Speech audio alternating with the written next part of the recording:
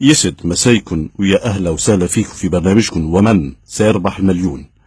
جمهورنا اليوم ضيفنا في الحلقة رئيس الوزراء العراقي حيدر العبادي. أهلا وسهلا فيك أخ حيدر.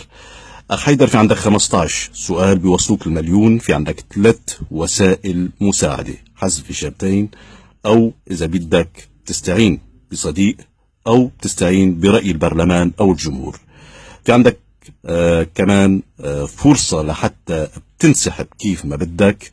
إذا جمهورنا خلونا نكفي المشوار مع الأخ حيدر العبادي وبرنامج من سيربح المليون.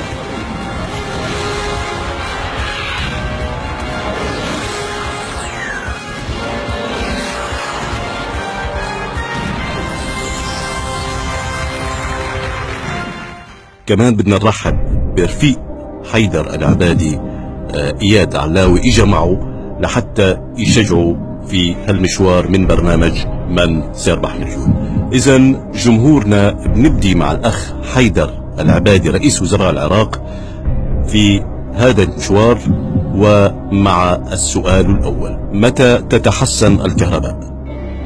2100، 2200، سنة 2300، سنة 2400؟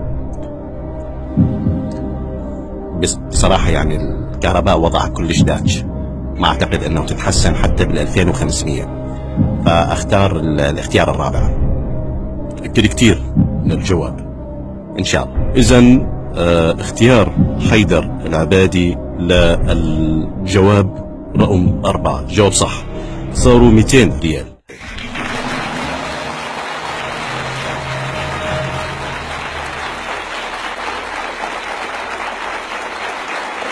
ننتقل إلى السؤال الثاني، وهو: متى يتحسن الأمن في العراق؟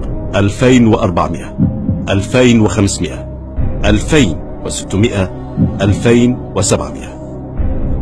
أعتقد ماكو أمان بالعراق، وأتمنى أنه تكون هناك اتفاقيات جديدة في المستقبل القريب لحل هذه المشاكل الأمنية، فأيضا هو الاختيار الرابع. جواب نهائي؟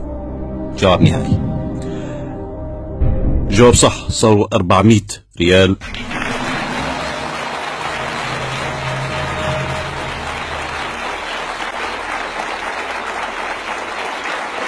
أخ حيدر العبادي، لسه في عندك 3 وسائل مساعدة ما استخدمت ولا واحدة منهم: الاستعانة بالجمهور، أو حذف إجابتين، أو الاستعانة بالصديق. بننتقل إلى السؤال الثالث. السؤال هو: ما هو الحل الوحيد لوضع العراق العشبة، القنفة، الشعبة، اللفة؟ يعني هذا سؤال صعب جدا. يعني أتمنى أن أستعين بصديق إلي إبراهيم الجعفري، هو يعرف هذا السؤال. إذن بنطلب من البرنامج أن يتصل برفيق حيدر العبادي إبراهيم الجعفري لحتى يساعدوا بالجواب.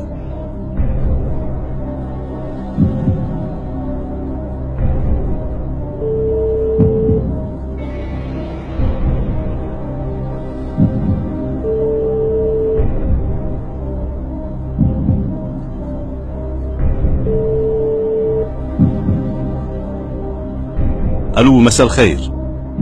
أخ إبراهيم الجعفري، معك جورج إبداحي من برنامج من سيربح المليون. فيه رفيقك حيدر العبادي محتاج لمساعدتك، ومعكم 30 ثانية لما بيبدأ حيدر العبادي بالسؤال. تفضل حبيبي إبراهيم، إذا تسمعني.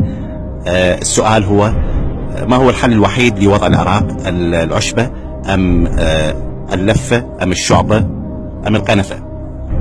بصراحة هذا السؤال كونفوشيوسي، يعني ما أعرف شلون أقول لك، بس أكيد هو القنفة. القنفة هي تقوم بإصلاحات كثيرة للشعب العراقي، وأيضا هناك تنسيق في المستقبل إن شاء الله. سوف نعطي إلى كل عائلة عراقية قنفة من الممكن أن تحل من خلالها كل المشاكل المستعصية لإخراج القنطم من عنق الزجاجة.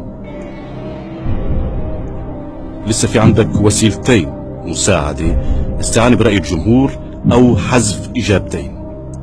أنا أفضل أيضا أن أخذ رأي البرلمان والجمهور. إذا جمهورنا حضروا حالكم للأخ حيدر العبادي. السؤال هو: ما هو الحل الوحيد لوضع العراق؟ هل هو العشبة أم القنفة أم اللفة أم الشعبة؟ برلمان أعطاك نسبة 95%. الاختيار الثاني هو القنفة. أنا أشوف أنه أستعمل الوسيلة الثالثة وهي حذف الإجابتين. إذا بنطلب من الكمبيوتر بيحذف له إجابتين للأخ حيدر العبادي من السؤال، وهو: ما هو الحل الوحيد لوضع العراق؟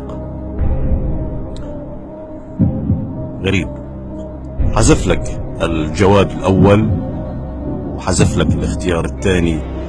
طبعا عندك الاختيار الثالث والرابع: القنفة أم العشبة؟ أنا أفضل أن أمشي مع رأي الجمهور ومع رأي صديقي إبراهيم الجعفري. الجواب هو رقم 3، القنفة.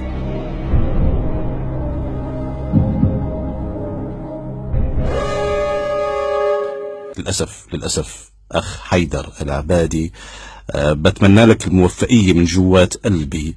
الجواب خطأ.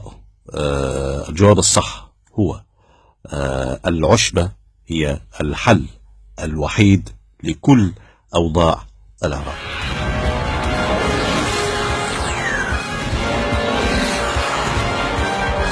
تحية كبيرة للأخ حيدر العبادي، بنتمنى له الموفقية. أيضا تحية كبيرة لرفيقه وحبيب قلبه إياد علاوي.